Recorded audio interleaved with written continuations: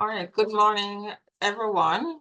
Welcome to our induction ceremony for our new graduate students in the Faculty of Medical Sciences for the academic year 2025 to 2026.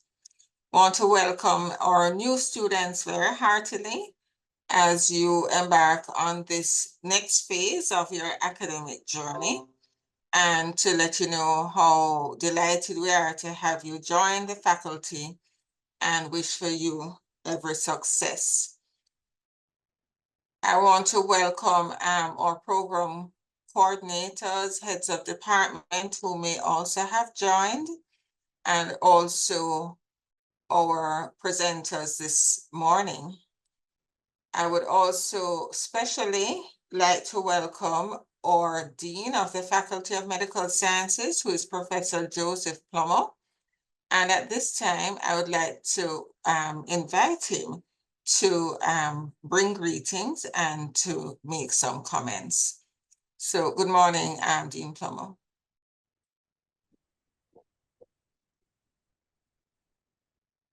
Good morning, Dr. Melbourne. Good morning, colleagues.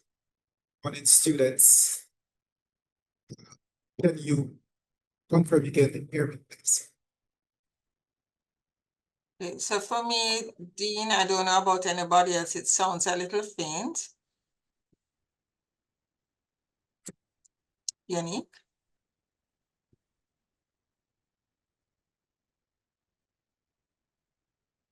Is Can any you better? go again, Dean? Is that any better? Yes, a bit. It's a bit. Maybe I just need to speak louder. Thank you. Well, it certainly is. Well, thanks again, Dr. Melbourne Chambers. It certainly is a privilege to be asked to bring greetings on behalf of the faculty. It's a privilege to be here and to be joining colleagues and our new graduate students. Welcome to you all to the Faculty of Medical Science and to this next phase of your training and career. As I stated to the undergrads recently, the university started with research in mind. The Urban Committee stated that this university, which they were proposing in 1945, should be involved in research, finding solutions to the problems that were being encountered in the West Indies. And not only research, but research done by local West Indians. I can say over the years the university has grown, and research now is a big portion of what we do in the Faculty of Medical Science. And there are a few things I'd like to leave with our new students. The first is a quotation from Frank Covey in his book, 7 Habits of Highly Successful People, Effective People. And the first really is that you should be proactive. What do I mean by that? You need to take charge of your career. You need to not be reactive and allow things to happen, but to plan. Second, and perhaps the most important, most popular, in fact, is begin with the end in mind. You need to see where you, in the 1, 2, 3, or 5-year period, depending on whether you're doing diploma, master's, or PhD. But you need to see where you want to be, where you're headed, and to know where you are and to put the right steps in place as you chart your course in the correct directions. There are some others that I think is worth mentioning. And it's like the third will be put first things first. Speaks for itself, take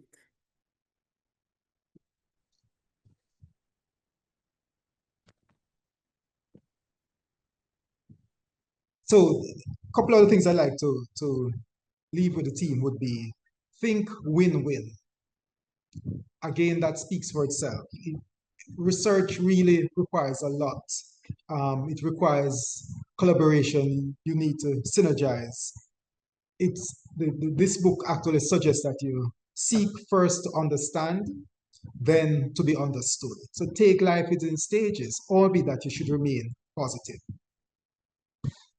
For the group, I know for you to choose research, it suggests a certain mindset, requires a certain amount of passion. And there's once you think about a problem, I'm sure how the mind works is thinking of solutions. And I'm sure whatever solutions or problems that are there, the right questions can be asked to provide solutions.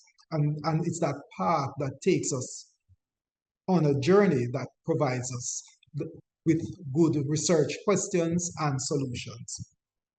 So if it's worth a question in your mind, it's worth investigating. And it's important for you to, at times, partner with your supervisor, because there are times when you enter a research project with a question, but your supervisor has other ideas, and sometimes you have to go with their ideas rather than with yours. And this is one of the things that we need to learn to do. First to understand, and then eventually to be understood. So you have to be smart. You sometimes may have to, I don't want to use compromise, but that's perhaps the best way of looking at it as far as your research question, because there are various reasons why you may need to modify and adapt. And one of them, importantly, is the areas of need and areas where there is funding. Now, when I look at the Faculty of Medical Sciences and look at members students, graduate students who would have what I consider failed out, or what we traditionally consider failed out of our programs, almost invariably when they go abroad, they succeed. Not just succeed, but they excel. And the answer to me is always we have good staff. The students or graduate students in the various programs are all excellent students. They have very good foundation. They ask good research questions. And with the right application, the right set of resources, almost always when you check on them later on, you'll be surprised how well they are doing. And one of the things that I know we can do better is to provide the right environment for that same student to excel here locally. And it's one of the things that we're also committed to do. But our graduate students also have their role. Yes, in my opening statement about begin with the end in mind, includes attempting to finish on time. One of the things we have decided as a faculty, as an executive, is that we would like to see more of our students finishing on time. And it starts with us taking responsibility, being serious about self-directed work, and investing more in yourselves. I'll close by mentioning a few initiatives that the faculty would like to introduce to facilitate greater success at our graduate level. The first is interdepartmental, inter-faculty, and cross-campus collaboration. Communication is easier. We have one UA that vast majority of people in the Faculty of Medical Sciences across the campuses know each other. Similar problems are being considered, and we can pool resources. And this is one of the things I'll be charging not just our graduate students, but our supervisors and program leaders to collaborate greater between faculties, between departments, and between campuses. The other is more competitive research prizes. We'd like to have several research prizes that we can publicize, and we will use this academic year to get named prizes so that faculty and research students can be aware of these, and with some amount of competition, allow members to compete. And it may not always be cash value, it may be the actual provision for an international conference. But we believe that if we incentivize more, we will get more and better research. The final thing I'd like to say as far as initiatives is that within this academic year, we are going to embark, and we have started seeking funding already on a Faculty of Medical Science Research Fund. We have a modest target of 100 million Jamaican dollars.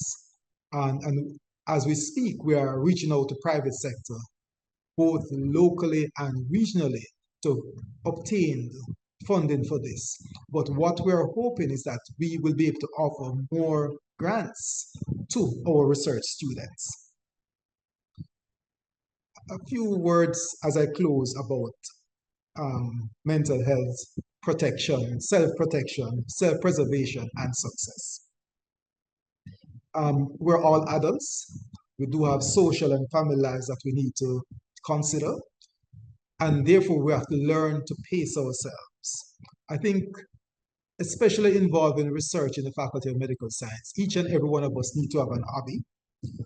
We need to get organized. In other words, choose time for self, choose time for work, choose time for family, choose time for hobbies. And don't be afraid to speak out. I'm sure you'll hear more about from other members, including our Deputy Dean for Student Success and our Personal Professional Development and other officers and others. But I will close. If you think something is wrong, if you are unhappy, there are multiple officers of the Faculty of Medical Science and of the university that you can reach to and provide your case, present your case, and get appropriate support. Thank you. Thanks so much, Dean. Thanks for the welcome, the challenge, just not just to the students, but to the supervisors, and for innovating solutions that I'm not to the sure if I'm problems the only that. one, but I can't hear Is anyone Dr. hearing Melbourne. me? Yes, we're Yes, I'm hearing here. you. We're hearing you. Okay, yeah. So just to say thanks for also innovating solutions to the challenges that face a number of our graduate students in FMS, and a huge obstacle has been funding. So thank you. So next, I just wanted to use this opportunity to go through and highlight from our regulations just some key rules and regulations governing the graduate programs at the UWI. And so if you will allow, I will share my screen and proceed with that.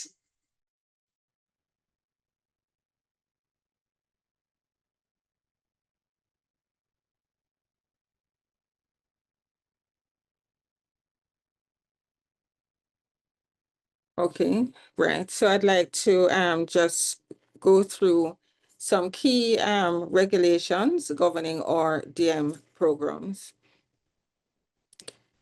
I first want to just show you what the governance and oversight of the graduate programs is at the University of the West Indies, because I think this will help you understand how the communication should occur and how decisions are made concerning your progress in your program.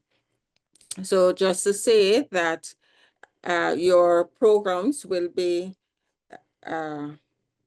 managed by a program coordinator who and your programs are also overseen generally by the head of department or head of school. And I say head of school because we certainly have many graduate programs, like in the UWI School of Nursing. We also have graduate programs coming out of the Hugh Winter Fertility Management Unit, as well as we have programs coming out of care, as well, of course, departments within the Faculty of Medical Sciences. So at the ground level, your program coordinator is in charge of your program, and the program coordinator reports to the head of department. Now, basically, your programs then are overseen by the Office of Graduate Studies and Research on the Mona campus, and the director of that office is Professor Marcia Roy, and administratively, in charge of that office is Assistant Registrar, Ms. Georgia Bennett. There is secretarial support, and currently as seen for this academic year, or the liaison for FMS is Ms. Kenesha Stewart. Now, I say that to say that our unit within the Dean's office provides a sort of bridge and liaison between your programs and the Office of Graduate Studies and Research. And basically, we function to make sure that processes are adhered to, regulations are observed, that we are responsive to requests, particularly from our students, in order to increase the efficiency of communication between you, the student, your program, and the campus. And so all communication that goes through Office of Graduate Studies and Research should come through our office, where we vet the communication. So I'm the Deputy Dean of Graduate Studies, and within that office, which is located on the 5th floor of the Dean's office of the Faculty of Medical Sciences Teaching and Research Complex, we have secretarial support in Ms. Yannick Brown and Mrs. Lauralee Stoll-Lewis. I want to say that we are here to support the graduate studies programs. And so we have an open door policy, and we want to hear from the students if there are any concerns, and feel free to email us or to come in or to call. Now, so I said that Professor Roy was the director of the office on campus, and then all campuses report to the Pro-Vice Chancellor for Graduate Studies and Research, who is the chair of the Board for Graduate Studies and Research of the UWI, and this is Professor Audrey Henry Lee. Now, just to say as well that I remember when I was a student in undergrad, I was told that I was required to read for a degree. And so we want our students to be very comfortable and, knowledgeable about the regulations as it applies to them. And so these regulations are available online. The link or the webpage is listed there. And so it's the regulations for graduate certificates, diplomas, and degrees, and also the Graduate Studies Office on campus has also created a YouTube page which walks you through the regulations. So the regulations that are in effect now are those from August 1, 2018, edited 2019. Okay, so some key things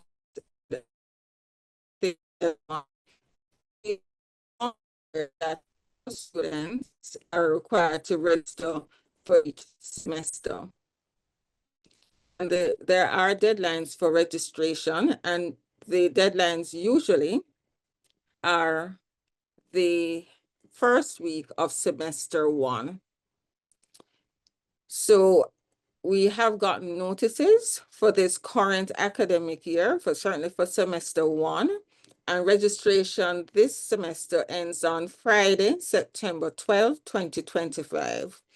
After that, there's a late registration, which is allowed up until the end of the 3rd week of semester 1, but a late registration fee is leveraged for that. Similarly, in semester 2, because you must register for all semesters, the normal registration is up to the 1st week of semester 2, and similarly, a late registration fee and registration is allowed up to the end of the 3rd week of semester 2. Now, Dean spoke about, work-life balance and so on. And so we do recognize that from time to time, students may require leave of absence, but they should not just disappear without following the appropriate processes. And so these I'm showing are coming out of the regulations. So leave of absence, if there's good reason for the student to be absent, must be applied for to the campus committee, stating the reasons for the application. Now, the leave of absence, and this is for as if there's a leave of absence for a semester or more. So the length of the leave of absence will be subject to the approval of the campus committee, and that is chaired by Director Marcia Roy, but will not be less than 1 semester or greater than 1 academic year in the first instance. And it terminates at the end of the semester or the academic year for which the application is approved. So if a student, and I saw this very recently, wanted to apply for 2 academic years off, that will not be granted at the outset. The student has to apply for 1 academic year and then reapply to see if it will be extended. But leave of absence would not be granted for more than 2 consecutive academic years unless the Board for Graduate Studies and Research decides otherwise. And importantly, the application for leave of absence for semester shall be submitted by the end of the 3rd week of the relevant semester. And so for this current period, that deadline is Friday, September 26th. And for the academic year, the leave of absence shall be submitted by the end of the 3rd week of semester 1. Just to say that these applications for leave of absence, the right process is to discuss it with your program coordinator. Then you make the application for leave of absence on SAS. It comes to me, and then I'm required to say if I approve it. But I'll tell you that whenever it comes, I will most often revert to the program coordinator, head of department or school for their opinion on whether or not they should be approved. So it's a good idea to just have the discussion ahead of applying for the leave of absence. Okay, so the course of study shall include, in addition to required courses, supervised research work, which culminates in the submission of a research paper or project report, except if it's otherwise stated in the approved program requirements.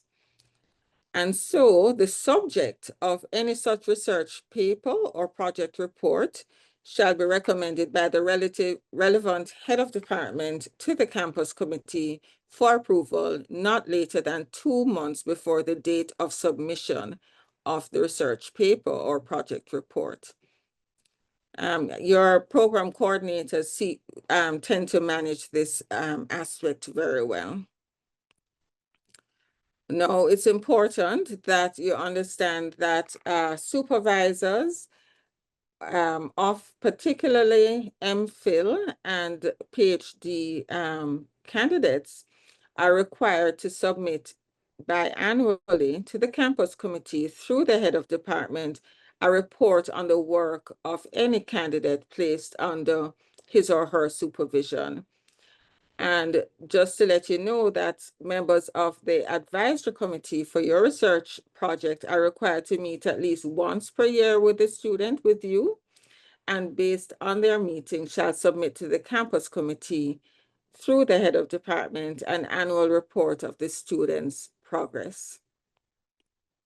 The supervisor shall supply to the student a copy of these reports, and the student shall be invited to verify that he or she has seen these reports.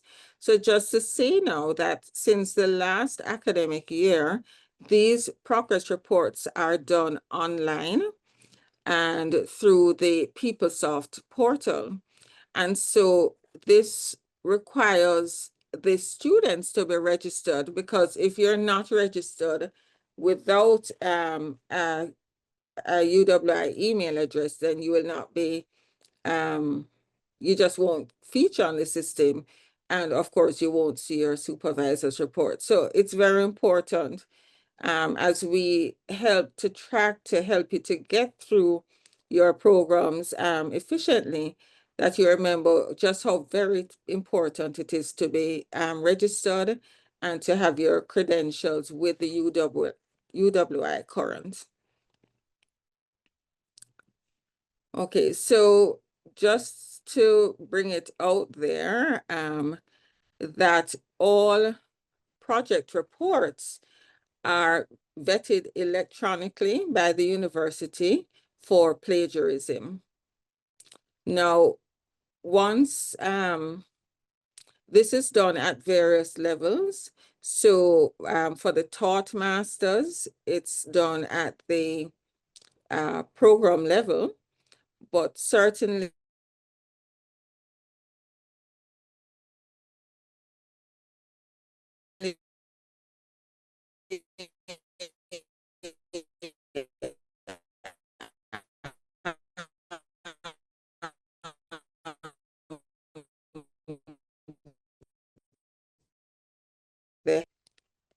which is a software used to vet for plagiarism by our office.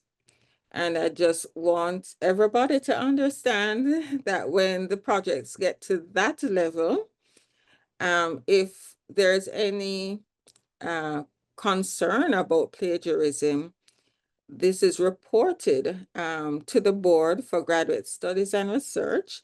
And so basically what I'm saying is that when your reports are put forward, we need to make sure that they have been properly vetted at the local level before they're submitted, because there's really no turning back. And it is, it reflects badly on the student, the supervisor, the program, the university, when we have these occurrences. So they're few, but they do occur, and I'm just hoping that, you know, we will do our best to avoid plagiarism. Plagiarism is a little technical because you can even self-plagiarize, but I am reminded that for each of your programs, you will have a course on research, and that will be dealt with very carefully. So as this is saying, where suspected plagiarism is detected, the person detecting the plagiarism, if it's a suspicion of level 1, which is a milder level, shall refer the matter to the examiners for their consideration. If it's of a major project report, though, it's reported to the Director of Graduate Studies and Research as a charge of level 1. And definitely if there's level 2 plagiarism, which is more significant and severe, then that is definitely referred to the director as a charge of level 2 plagiarism under Regulation 19. Thereafter, just to say that what usually happens is that the report is reviewed and interrogated, and there is a board of inquiry that looks at it, and then a determination is made, and there are various remedies if one is found to be found, in other words, to be guilty of plagiarism. So just to let you know that because you're doing research, which is adding new knowledge,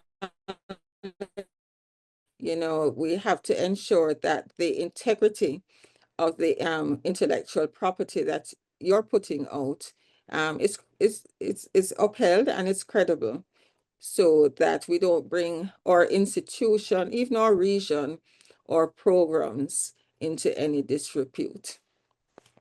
So those were what I wanted to highlight, just to remind you that all of this is available on the UWI webpage. You just simply need to go to the Office of Graduate Studies and Research, and these regulations are there under Forms and Documents. So thank you and best wishes on your new academic journey. I want to say that we have some time within the agenda, so if there are any questions, I will take them now.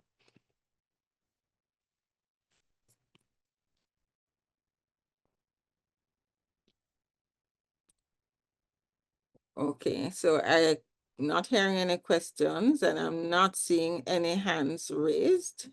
So I'm going to say that we're going swiftly ahead. And next on the agenda is a presentation by our Personal and Professional Development Officer, of which there are 2 within the faculty. They'll tell you the role.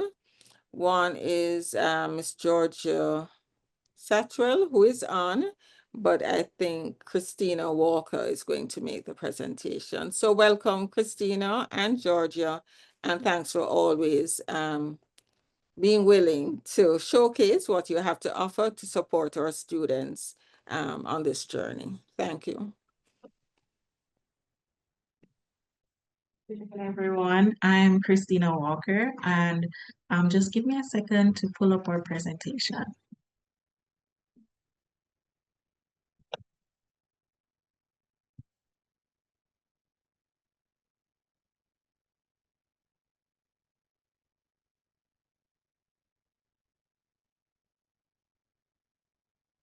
So good day again. So as you heard, we are the Personal and Professional Development and Wellness Officers. And you might be wondering to yourself, what does that mean? But before we get there, I wanted us to take the time to acknowledge this milestone that you've made. Congratulations on making it here. When you were in undergrad, you started the process, and I'm sure you had this goal in mind, or even probably along the way, this goal came to you and you made it here. I know a lot of times when we reach one milestone, we start looking to the next without fully accepting or appreciating what it took for us to get here. And I just want you guys to take a moment, breathe, congratulate yourself on reaching this point. I'm sure it wasn't easy along the way. You probably had your challenges, which you overcame, and yes, you're here, you made it. So you might be wondering, what is personal and professional development? And simply put, it's the ongoing process of you becoming your best and most capable self. And just as how Rome wasn't built in a day, development is a continuous process. And as personal and professional development officers and wellness officers, a part of our role here is to help you, 1, reflect and acknowledge your strengths. So a lot of times we do have strengths, but a major issue that I find a lot of persons have with strengths is acknowledging or identifying their strengths. A lot of times we're focused on the weaknesses or areas for growth. So as part of our jobs, we help you to identify not only your weaknesses or areas for potential growth, but also your strengths. What can you use to support and help yourself through, managing whatever issues you may be having? What are your strengths? As well as developing your goals and planning for your future. We offer support not only to undergraduate but postgraduate students across the Faculty of Medical Sciences. So you would fall under a portfolio of persons who we support. And there are many issues that you may face in your program, especially as, I didn't stop sharing. Hold on 1 second. I don't know what happened here. Yes, there we go. So in your journey, there may be many things your experiences, new added pressure as a graduate student. The dean would have mentioned that, now you have competing things to manage. You have your personal life, your family life, your professional life, as well as education. And that comes with a lot of stress, feeling exhausted. Sometimes you may feel anxious. You might feel like an imposter or have a fear of failing because you're carrying so much, struggling with your relationship. At some point, something might be prioritized more, and you might find that there are areas that you feel, are not getting the attention they deserve. You might feel unheard or unsupported by your senior systems that are currently in place. You might feel that you have too much to bear. How we support you as personal and professional developmental wellness officers is that we not only support you in overcoming academic challenges and staying motivated, but we also help with emotional as well as social issues. So navigating relationships, whether it be personal or professional, and just finding a balance of managing your stress, managing your social life, and your academic life. The services we offer are one-to-one counseling. So it's a safe space for you to talk. You can talk about any of the aforementioned issues that I would have discussed, or maybe issues that, I haven't even brought up. The important part is that we're here to support you through stress, grief, burnout, any concerns that you may have. So goal management, goal setting, time management, as well as coping strategies. Our sessions are flexible and work around your schedule. So we do offer later or extended time periods, but in order for you to receive those, you would have to reach out to us to let us know what is your issue in terms of scheduling within our regular hours. And in cases where you may need additional support beyond what we offer, we do make referrals to psychiatrists or other areas within the health field that you may get the support that you need.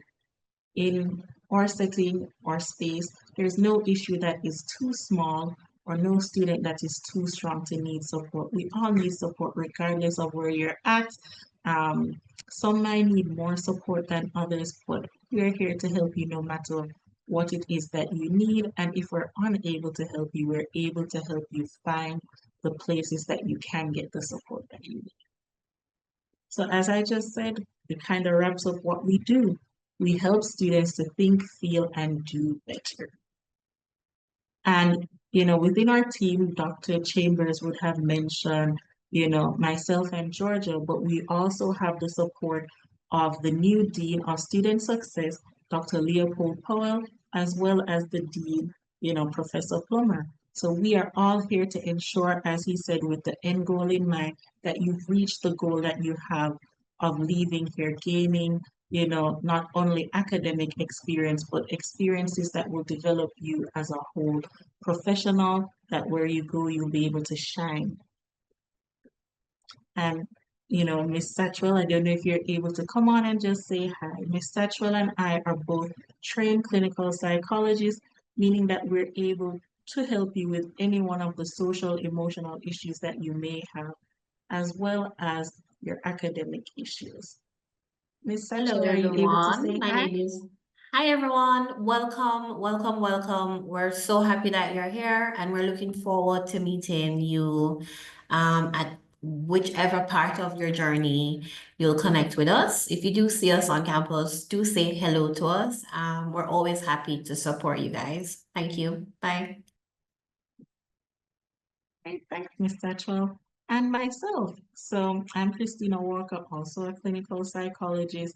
And I mean, I'm here to support you with a numerous amount of issues. Personally, most of the persons that I've seen at your level come in with issues with anxiety, feeling that they don't belong, that they somehow manage to trick the system. So a lot of imposter syndrome. So today, I do have a guided reflection, which is guided towards helping or supporting you with getting in the right mental frame. Coming into this program, just acknowledging yourself and your strength, and you know, it's just going to take a few minutes, all right? So as I said before, you may reach out to us for a one-to-one session. These are the QR codes that you can use to get to the link to either myself or Miss Satchwell. And we would prefer that you reach out to us before you reach empty. A lot of times when students come to us, they are at crisis level, and we really want to intervene or support before you get there. Because when you think about your health, you know, yourself, you're not just one thing, you're not just a student, you're not just a professional, but you're a person. And as a whole person, your mental, physical, emotional, and social well-being are also important aspects of that. So we're asking, please come to us if you find yourself, lacking motivation, feeling, like you're not enjoying the things that you used to, you're finding it hard to get started, to kind of push yourself. Please don't wait till you get to the point of breaking down to come to us. It's like a car. You don't wait till the check engine light comes on to service your car. You do continuous maintenance. You put the gas in the car every day. So like fueling your car, you have to fuel yourself. Ensure that you're eating, getting proper nutrition. You don't leave your car running all day. At some point, the car is turned off. You yourself also need to rest to prevent that a car would overheat, you might run yourself into burnout. So you need to ensure all that is done. You're doing your health checks, just how you carry in your car for servicing every 3 to 6 months or every 1,000 miles. Are you getting yourself checked in, service?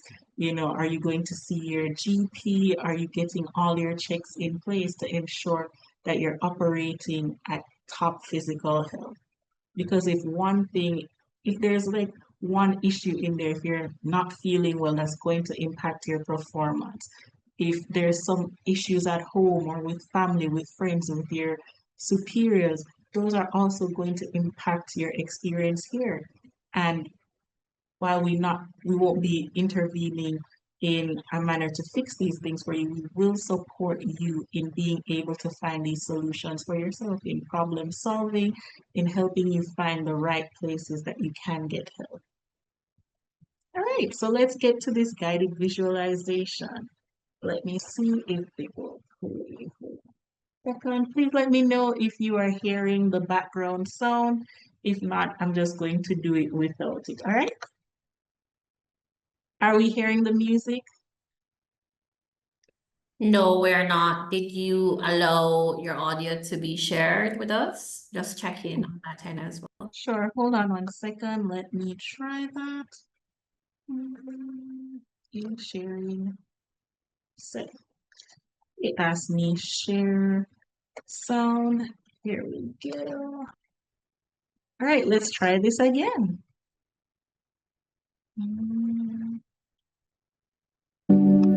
Are we hearing now? Yes. Yes, we can hear. Okay, great. So I want you all to close your eyes and take a deep breath. As you settle into your seat, let your shoulders drop and let your mind become still. Now gently picture yourself in your chosen program, not as an outsider, but as someone who truly belongs. You're sitting in a seminar, engaged in a meaningful discussion. You're contributing thoughtfully to a research project. Maybe you're confidently sharing your ideas in front of your peers. You carry yourself with quiet confidence, grounded in purpose. You are present, you are prepared, you are capable. This space feels challenging, but not beyond you. It stretches you in the right ways. Now, allow your mind to drift briefly to the past, back to your undergraduate journey. Remember the courses that sparked your interest, the times you felt unsure, and the moments of unexpected growth. You recall the habits that you formed, the lessons you learned, and the beliefs about yourself that slowly began to shift. And now, return to the present. You are no longer that version of yourself, but parts of that journey still live in you. You carry forward your resilience, curiosity, and your determination. And as you step further into this new chapter, you begin to recognize what no longer serves you. Thoughts to release, patterns to redefine, and space to grow. Take another deep breath. Let this image settle within you, not as a dream, but as a quiet reminder. You are already becoming who you hope to be. All right, so as you open your eyes now, I want to leave you guys with a few questions just to ponder upon as you go through this journey. I don't know what happened here. Here we go, guys. Sorry about that. All right. So, what version of yourself showed up in that vision? And what does that say about what matters to you most? What strengths or habits from undergraduate are you carrying with you? And how might they help you to succeed here? What patterns, beliefs, or habits might you need to let go of in order to grow in this space? If you fully believed you belong here, how would you approach this program differently? Academically, socially, or emotionally? I'm going to leave these questions here just for a few minutes for you to think about them, for you to write them down, whether you journal or not. You may use this as part of your journaling process. If you want to start journaling, these are good points to start at for yourself. And that brings the presentation to an end. I saw on the end of the agenda that there's a question and answer section, but I'm open to answering any questions you may have now, as I do feel I have some time left.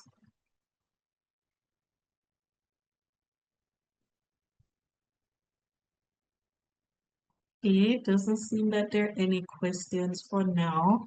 Just going to leave this here for a bit for persons to take a picture, to write down whatever questions they may want to use.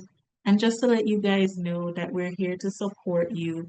If you have any questions or email addresses are accessible to you, just going to ask Ms. Satchwell if she could share them again in the chat for you, so that you could reach out to us.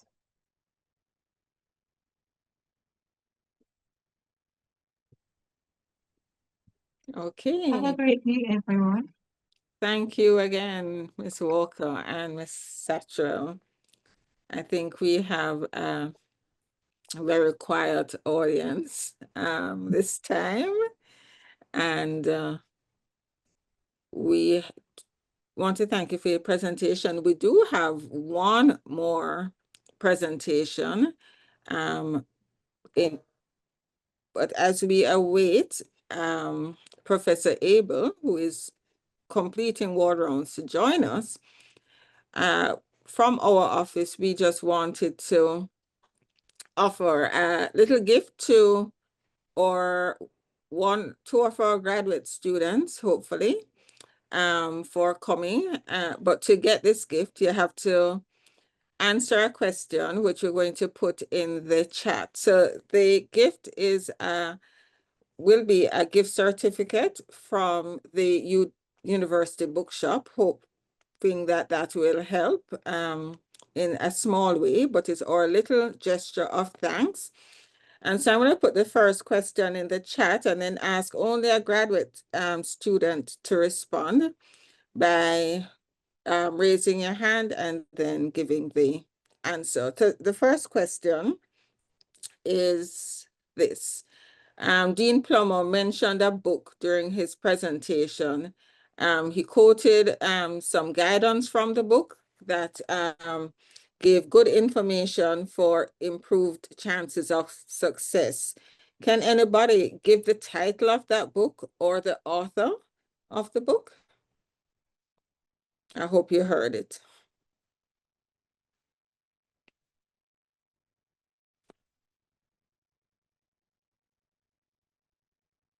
Nobody heard it?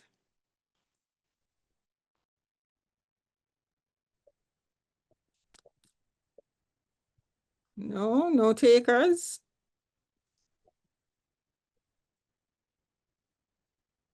Okay, all right.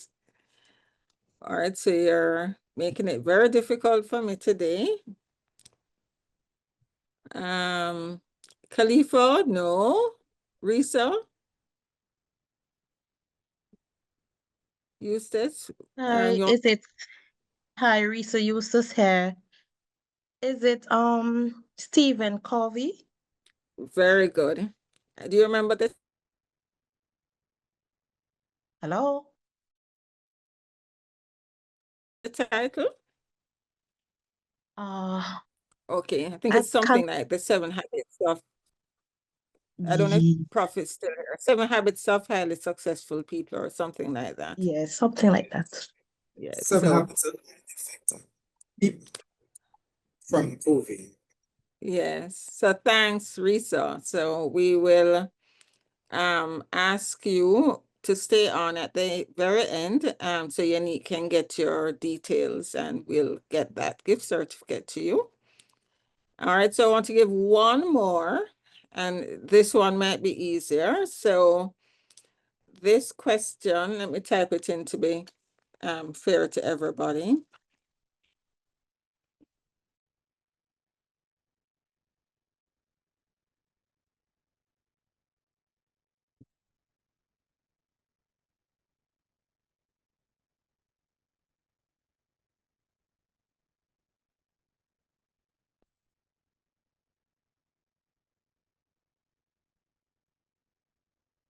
All right, so this is a question, easier. What's the maximum leave of absence that will be granted to a graduate student at initial application? All right, so you're quick. Janila got it though. She answered first. So Janila, you're a graduate student? Yes, I am. What program? I'm actually the doctorate doing a doctorate in nutrition. Oh, great. Lovely. So yeah, thanks for responding. And you too, if you could just stay online at the end of the seminar so that Yannick, or probably she can reach out to you by private chat to get your details. Okay, great. Were there any questions now that you have had time to think for either me or for Christina or Dean?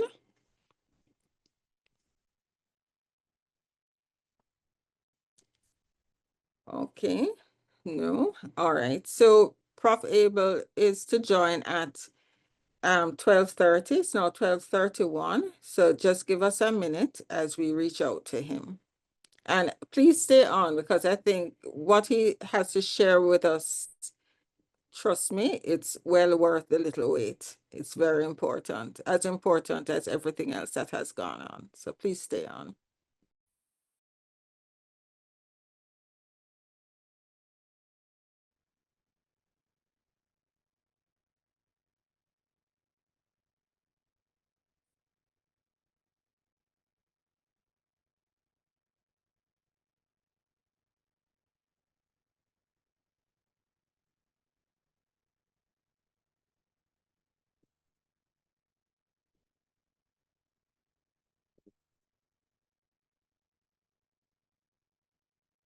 Okay, I think Yannick is trying to help Prof, but while we wait, just to let our program coordinators and directors be reminded that the general orientation for new graduate students happens today as well via Zoom, starting at 5 p.m.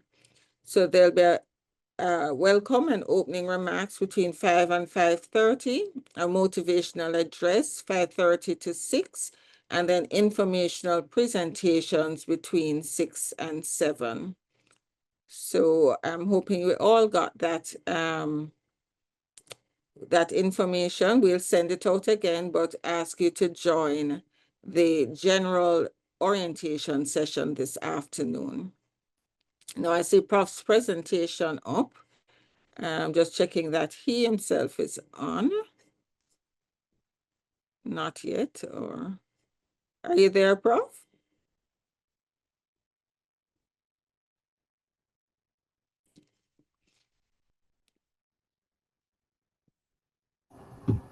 Okay, so Prof is with us, and we fully understand how very busy Prof Abel is. But Prof, I'd just love to introduce you to this Sure. group of graduate students as Professor of Psychiatry at the University of the West Indies and University Hospital, former head of department of the Community Health and Psychiatry. But Prof has a well respected career with significant contribution, not only to our university and region, but to our nation, for which he was awarded the Order of Jamaica. Prof, if you look at his profile, he is, of course, a professor of psychiatry with specialization in substance use and abuse. But Prof also is a motivational speaker, and that's why he's here today.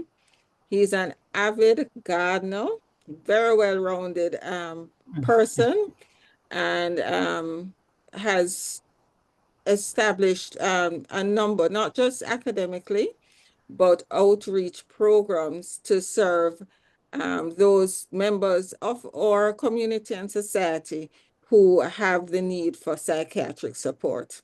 So, Prof, I want to welcome you. Thanks for taking your time out of your very busy day, and we look forward to your presentation.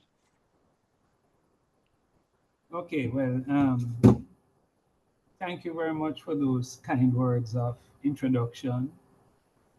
And it's always a pleasure to address our students, especially graduate students. And today, well, first of all, let me just apologize for the difficult start, but it just highlights one of the realities of life that we always have challenges. And I'll even share with you that I couldn't find my presentation. So it was just in the last 15 minutes before the lecture that I was able to put this together. But it has I mean, I share this with you as a reminder of one thing, that lots of time we'll have our plan B, plan A in operation. But I'm always reminded that one of the traits of successful people, and I take it that all of us here were successful people. That's why we've been accepted into the university for graduate studies. But one of the key traits of successful people is that they're always prepared to operate on plan B and very often plan C. And so one of the things you learn in life, never get flustered, never get too anxious. If plan A is not operating, keep your calm and be prepared to operate on your plan B and plan C. One of the things I've learned in life is that sometimes when we rigidly hold on to a plan A, we sometimes feel it's like you walk into a room sometimes and you have your PowerPoint slides to present. But when you walk into that room, you get a sense that just based on the audience and the vibes in the room, it's not the best thing to do. Just be prepared to switch gears and to operate on your plan B or plan C. So this afternoon, I just want to share in the discussion on pathways to success. And I'm going to ask you to just bring up the next slide for me, please. Now, this is a university campus, and we're all accepted into the Faculty of Medical Sciences and other faculties. But I take it that most of us here are in the Faculty of Medical Sciences. And I've written something there, and what is it you're seeing? And I can imagine some of your reading, opportunity is nowhere. And if you look closely though, next slide, please. So for some of us, what we just saw is just opportunity is nowhere. Next slide, please. But if you look intently, what most of us or some of us will actually see is opportunity is now here. Yes? And as I welcome you to university in your graduate studies, I want to just remind us as you start this academic year, what you have to do is keep yourself focused and realize that opportunity is now here. Yes? And those of us, and opportunities like that, it is staring us in the face, right? It stares us in the face every day. And some people see opportunity is nowhere, yes? And we grumble and we complain, right? But those people who are focused and are intentional about their being here will actually see it as opportunity is now here. And the university certainly presents tremendous opportunities to us every day. Next slide, please. And so the first tip I want to share with you is use every day an opportunity to, and use every day as an opportunity to seek opportunities. Yes, opportunity to learn. There's lots of opportunity to learn, to explore, to discover, to socialize. In fact, this is a great part of our being here. It's not only to just be studying, but we use the opportunity to socialize, meet friends, widen our social horizon, network, because a lot of it you're going to find that the opportunities that we make every day, that these opportunities are created through our ability to just socialize and to make contacts, right? And of course, use this an opportunity to create a future, right? A future for ourselves, our family, and sometimes our colleagues, One of the things about university life is a lot of students these days expect when they graduate from university for somebody to provide a job for them. Yes? And that may be so early days after you graduate, right? But far too many of us expect people who don't even have university degree to create a job for us. Yes. And what I'm saying, as you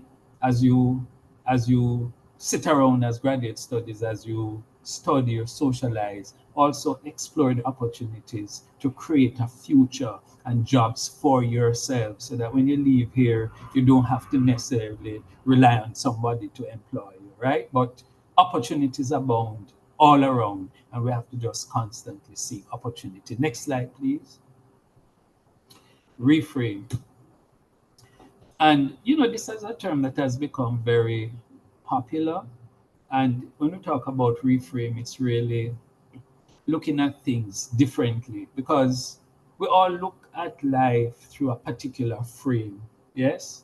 Some of us look at it through um, um, a frame which is limited, so we talk about scarcity mindset, or some of us look at life through opportunity frame, constantly looking at opportunities. Some of us look at it through frames of what is not possible, through the limitations through what is not going right. And let me tell you something.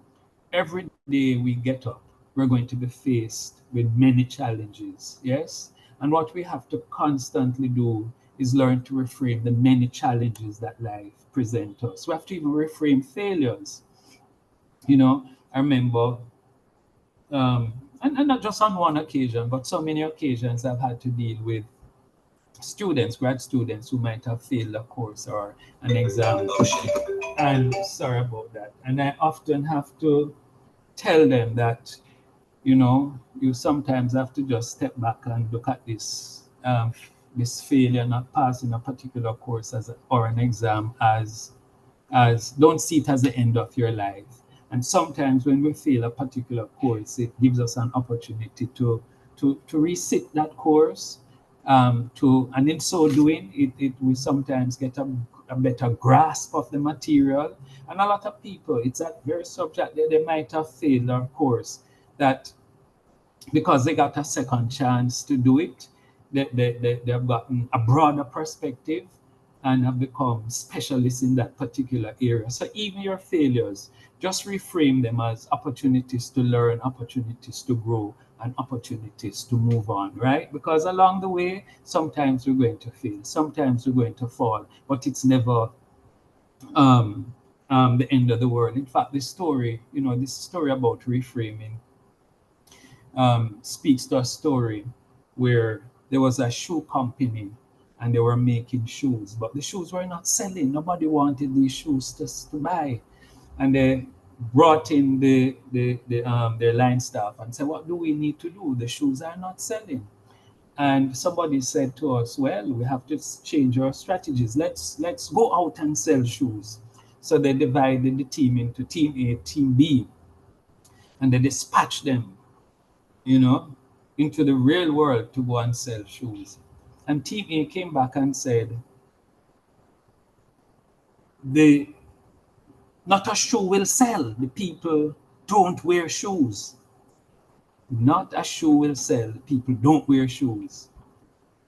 And when management heard that, they said, well, boy, it's hopeless. May as well, we probably just close operation. And Team B came back and said, no. They said to themselves, great market. The people have no shoes. Great market. The people have no shoes. And that shifted the perspective because Team B came back and they reframed. They looked at it differently. And so what the point I'm making here is that I want you come into the university, there are going to be lots of limitations, lots of challenges, scarcity sometimes.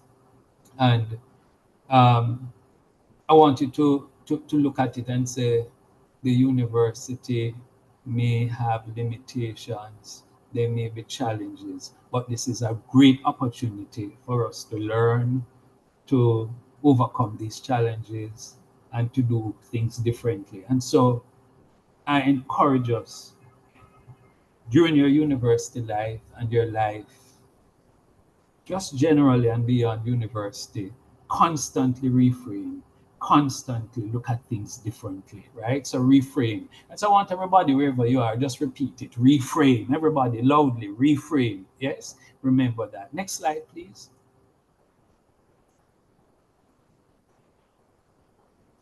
Believing in yourself is important. And I don't think I have to remind you all of this, right? Because most of us who have come this far have done so because we believed in ourselves, right? But despite that, sometimes when we're going through challenges, through stress, our mind begins to play games on us, and we begin to doubt ourselves. We ask ourselves, maybe I was not made out for this graduate course. It's too difficult. I can't cope with university. And whenever you get these negative thoughts, and they'll come sometimes, I want you to just remind yourself and believe in yourself, right? And one of the things that you need to remind yourself is this: I am enough. I think this was popularized by the American writer Maya Angelou. And I want everybody to just repeat that to themselves wherever you are and just say, I am enough. Everybody, as loudly as possible, even in your mind or loud as you want, just tell yourself, I am enough. Just remember to believe in yourself. That's very important. Next slide, please. In fact, It's Marcus Garvey, one of our national heroes, who reminds us a man without self-confidence is twice defeated in the race of life. And so it's even important, so important for us, even at this level, to believe in ourselves and to constantly believe in ourselves. Next slide, please. Don't fight alligators, drain the swamp. You know, this expression has been around a long time, yes?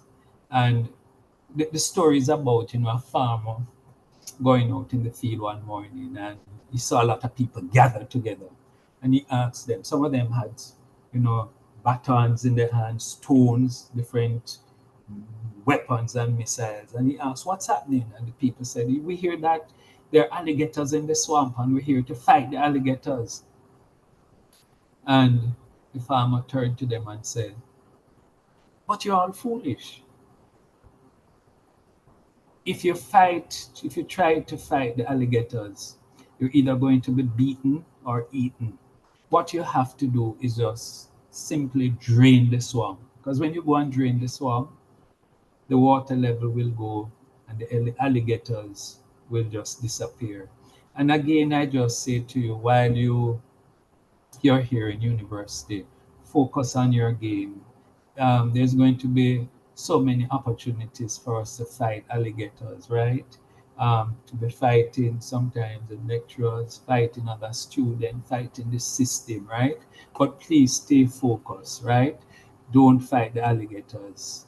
In the process, you may be eaten or beaten. Drain the swamp. Focus on your game, right? Keep your eyes on the ball and focus on your game. Don't fight alligator. Resist all the attempts to be fighting alligators. So when your friends and your colleagues, you see them winding up to fight the alligators, just simply whisper to them, remember, let's not fight alligators. Let's just drain the swamp. Focus on what matters most. Let's focus on our game, right? So that we're not eaten and beaten in the process. Number 5. And in fact, as we drain the swamp, just remind us there are some qualities, and there are many more qualities. In fact, I probably should ask of you if there's any comments, if the chat room is open. Some of you, some qualities, there are many qualities that we need to survive university life, grad studies, excellent problem solving skills. Let's build on this. Curiosity, very important. Just that ability to be adaptable and collaboration. In fact, I like to emphasize the whole idea of collaboration um, at graduate level, at senior level in the university, faculty, you're doing your research, whatever. I have found that collaboration is key. It's critical. Yes.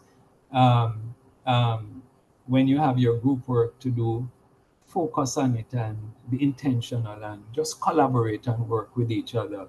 You're working on a particular research project. Um, um, Collaboration is the key. In fact, I've seen a lot of people do research, and very rarely do you ever see somebody publish. When they get a paper published, it's with one name. You usually see many names on a publication, and what it highlights is that for you to succeed in your research and your publication and so on, it demands collaboration and many persons working together. So work together, yes. Learn to trust each other and to be supportive of each other, right? And these are some of the critical traits that will actually get you through. And as I come to an end, let me go to the other slide, please. Self-care, you know, self-care is very important. And for those of you who travel, I know most of you, a lot of you have traveled. When you go on the aircraft and the flight attendant gives the security detail, one of the things the flight attendant tells you is that if the airline is in problem, the aircraft is in problem, the oxygen mask will fall. And the first thing you should do is pull that oxygen mask over your face. And but the idea behind it is self-care. Take care of yourself. And so I encourage you all to make sure you take care of yourselves, right? Because if you don't take care of yourself, it's going to be hard for you to achieve your goals while you're studying and to even take care of those around you. Some of you have family, you have children, you have close friends, and you have responsibility to support them and so on. And I encourage you, just remember to take care of yourself before you try to save everybody while you juggle work and studying and the many things that you have to do. And in taking care of yourself, please remember to ensure you get adequate sleep. These are basic things, but it's important that we remind you, take care of your diet and physical exercise. Remember, that's very important, yes? And of course, take care of your mental health. And I have to touch on this because I'm a psychiatrist, right? And I've been working in the university system for 25 years, over 25 years. And let me tell you something. Since the pandemic, we've seen an increase in mental health issues among students, yes? Um, Life has just, a world has changed and life has become very stressful. And I just want to remind you that many of us may have mental health challenges, depression, anxiety, whatever it may be. I encourage you to seek mental health care. And the university system does have a good mental health service. It's very responsive and open. And if you find that you're going through difficulties and challenges, you're depressed, you're struggling, you want somebody to talk to, please check out the university services. They are confidential, and you're actually seeking professional help through the university services or elsewhere, even outside, will not actually jeopardize your future in the university. And I'll tell you this, that the University of the West Indies has really matured immensely and developed a well-organized mental health service. And for persons who actually may need support, we readily provide this support, and the university will also make accommodation to ensure that your health care and your mental health needs are taken care of, right? And we like to be aware of these issues very early in the game. I'll tell you this, a week doesn't go by when I'm not writing a letter in support of a student to probably get a lighter workload, or who may want to withdraw, or who may want to change their exam date. And I tell you this, in almost all situations, the university makes accommodation. Yes? And you'd be surprised at the level of accommodation that can be made. But you have to do it in the right way, follow the regulations, and do it early. So don't be hesitant to seek mental health care. You know, we have a supportive university that is here. We care, and we want to see you graduate. We want to see all our students do well. This is very important to us and for us. And so we encourage you to reach out, and we provide the support that you need. Yes. And in that note, I just want to just say to you all as students, just remember to just reach out and be supportive of each other as you embark on this journey. Having said that, I just want to say thanks for listening and have a wonderful afternoon and a successful graduate experience. Thank you very much. And thank you, Professor Abel, for um, taking the time, as I said, and bringing those words of wisdom. You weren't here before, but your presentation follows very well the presentation from our personal and professional development officers from the Faculty of Medical Sciences. And so we thank you for that. And thank you also for underscoring what we see as our role in the faculty, which is to support each student towards their success. And just to remind our students that the regulations and guidelines within the university, as you say, are not meant to be punitive, but really to support all our stakeholders towards success. Because when our graduate students, all our students do well, the university benefits. So thank you for bringing that presentation today. This is the time for questions and answers. So I don't know if there are any questions from our attendees. In the meantime, I see Dr. Edwards saying work hard, but enjoy the process because the time goes quickly.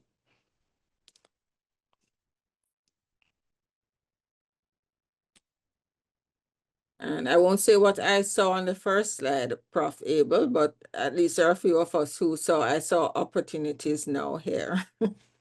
So are there any questions for Professor Abel or any of the previous speakers? Okay, so if not, again, I want to say welcome to the Faculty of Medical Sciences. Welcome to your programs and to wish you all the best on this new journey. And just to remind you of the general orientation session occurring today at 5 p.m. via Zoom. You will also know about your individual program orientations. I'm sure you all know about that. And just remind you that the Deputy Dean's office is here to support you. So at any time, please feel free to reach out to us. All right, thanks everybody for attending, and thanks to all our presenters and facilitators of this seminar. Thank you.